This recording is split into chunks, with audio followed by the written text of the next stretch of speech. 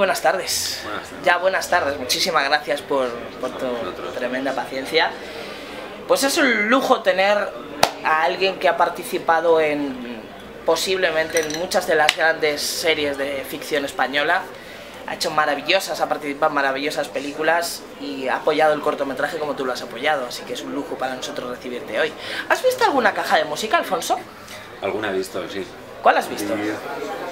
Pues vi una con María Isasi.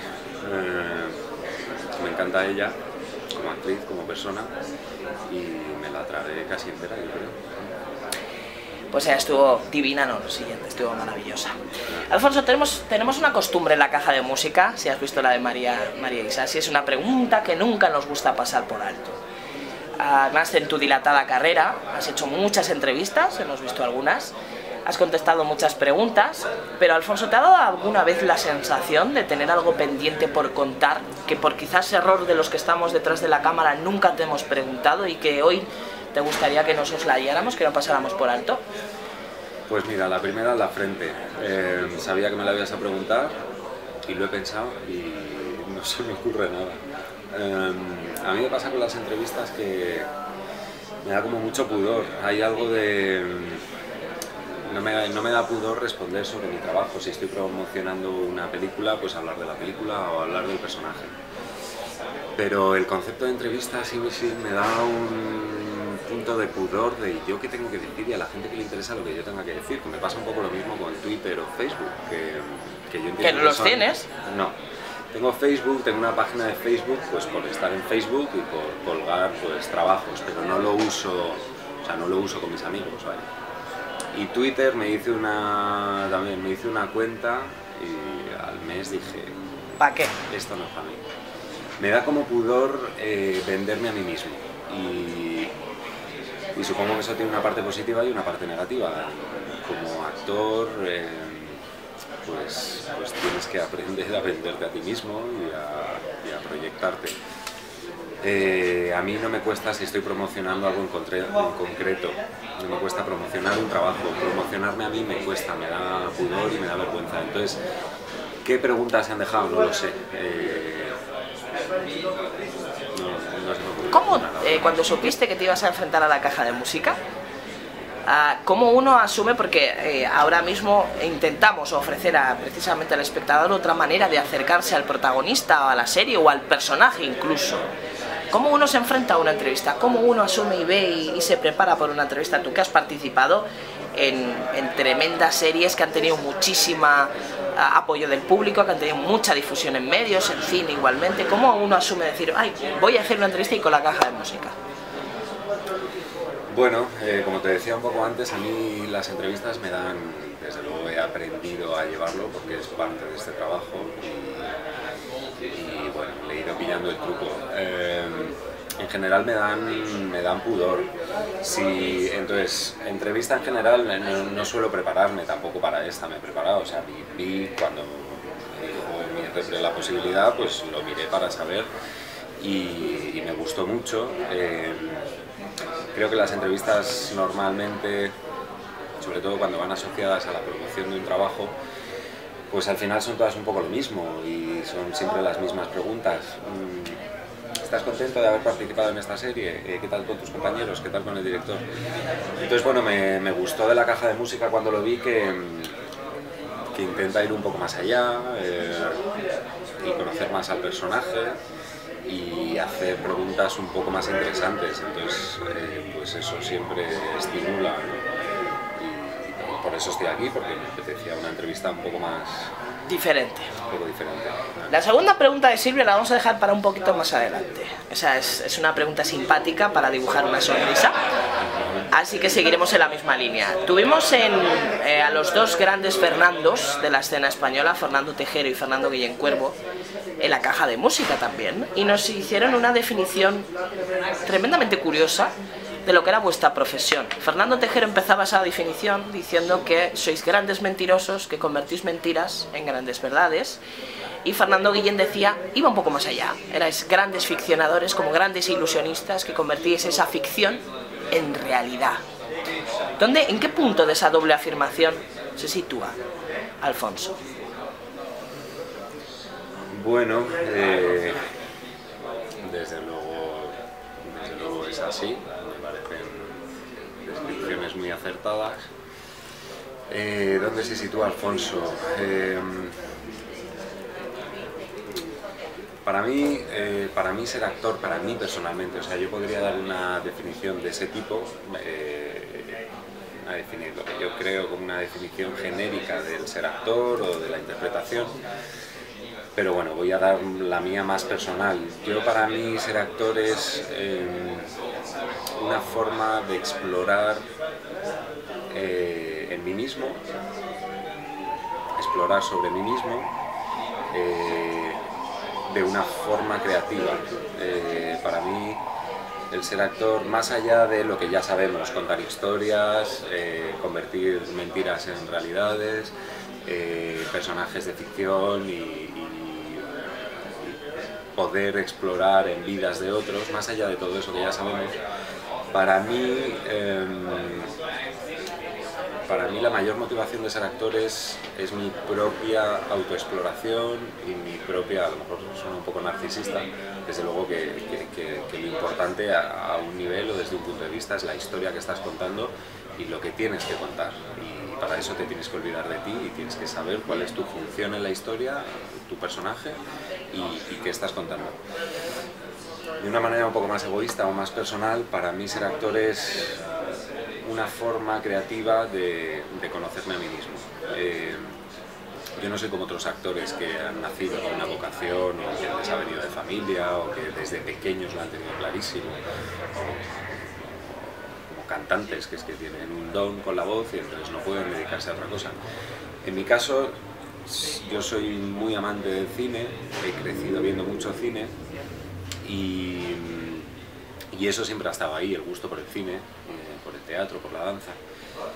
Pero yo creo que lo que más me ha hecho a mí ser actor es la capacidad, el espacio que te brinda para explorar sobre ti mismo, para ver tus límites, para ver tu capacidad creativa, expresiva, para vencer miedos,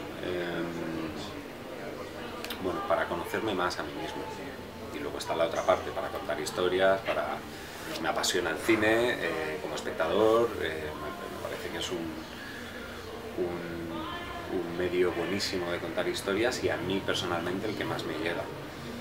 Pero bueno, resumiendo, que ya llevo 10 minutos con esta, es una forma de conocerme a mí mismo. De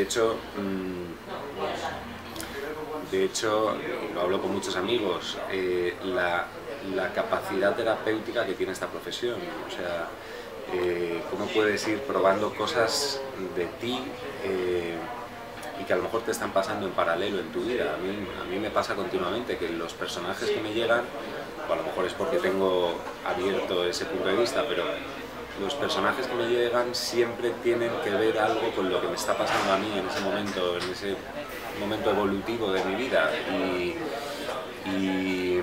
y es como si se mezclase la realidad y la ficción y yo pudiese trabajar, o sea, no es un trabajo que llegas, haces y te vas y te olvidas, es un trabajo que te permite explorar a la vez que estás trabajando, pero cuando te vas a tu casa, cuando te relacionas con tus amigos, con tu pareja, con tus padres, y todo eso se entremezcla, ¿no?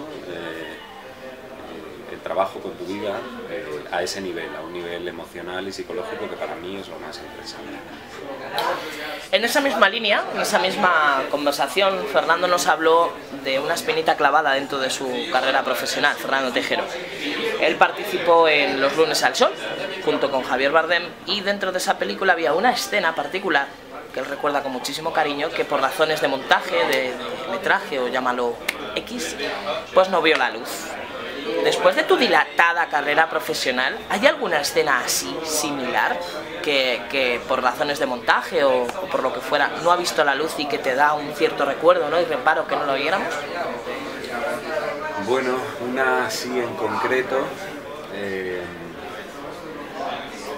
es que eso te pasa continuamente con actor, o sea, Fernando a lo mejor recuerda especialmente esa de Los lunes al sol porque era un peliculón, él hace un trabajazo en esa peli y seguro que esa escena era muy interesante.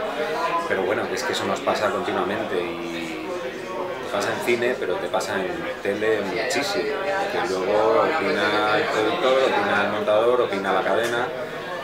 Entonces es algo muy frustrante para los actores porque tú te preparas tu personaje teniendo en cuenta una serie de secuencias por las que tiene que pasar tu personaje y tienes un arco, entonces tú te lo trabajas y claro, si te quitan una secuencia de en medio, te han quitado una ficha y te han quitado eso que estoy contando en esa secuencia, no lo puedo contar en la anterior, no lo puedo contar en la siguiente, entonces te sientes totalmente amputado.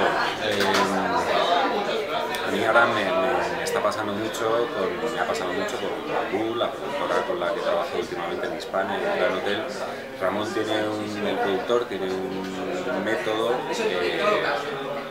que tiene, que yo estoy seguro de que tiene sus partes positivas para el conjunto del producto, de la serie.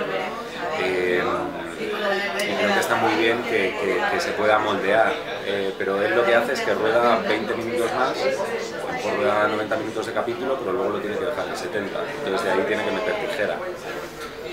Yo creo que hay algo que está muy bien, que es que tienes material de sobra para poder elegir y para poder tratar esto conviene o no, pero al actor eso le matas. Luego es verdad que el espectador, como no sabe que a ti te han quitado esa secuencia, no la echa de menos y es más importante para ti que para nadie más. Pero sí, es duro. Pero es duro el montaje como tantas otras cosas. O sea, el actor somos una pieza de un rodaje, una pieza de una historia, pero no somos los únicos, no somos los protagonistas. Entonces, pues luego está el sonido, luego está la fotografía, luego está el guión, luego está el montaje. Entonces, y ahí pues todo es arcilla y se quita y se pone. Entonces bueno, pues ahí es algo que tienes que asumir y que te tienes que desprender y bueno, depende de la secuencia te importará más o menos que te la quiten o no. Yo una en concreto sí me viene ahora, por ejemplo, en España, a mí esa me puteó mucho porque había una secuencia en uno de los capítulos,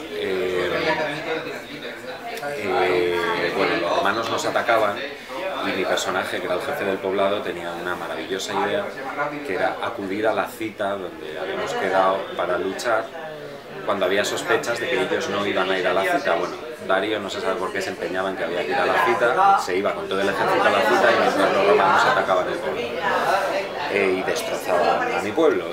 Entonces, el principio del capítulo siguiente empezaba con Darío intentándose suicidar, subido en un caballo, una soga en un árbol, le daba al caballo, se quedaba colgado y de ahí aparecía Jovic, el personaje de Sandro, y le salvaba. Esa escena fue muy dura de rodar, porque claro, yo me tenía que literalmente con un arnés, claro, pero que ahorcar encima de un caballo, yo con esas cosas me lanzo a la piscina y si tiene que parecer que yo me estoy ahogando, yo me busco la manera y bueno, y llegaba a ahogarme en momentos. O sea, hubo una toma que de hecho perdí el conocimiento y me desperté cuando entonces fue un día de rodaje muy duro, muy potente y bueno, y luego esa escena la cortaron. Ramón me dijo que era un principio muy duro para el capítulo, que era demasiado dramático, demasiado violento y bueno, y decidió cortarla. Para mí esa, por ejemplo, fue una pena, primero porque contaba mucho de mi personaje, contaba de este es un personaje que por su pueblo y por haber fallado a su pueblo es capaz de suicidarse. Entonces claro, pues como actor te quedas ya con el resto del capítulo, no es lo mismo si tú enseñas que yo me he intentado suicidar y que de ahí pues sigo, a esa escena desaparece. Entonces sí, te sientes un poco amputado, pero son las cosas que tiene la vida del actor, que hay tantas cosas que no dependen de nosotros que tienes como que emocionalmente pues, asumirlo y desvincularte un poco, porque si no lo pasarías fatal.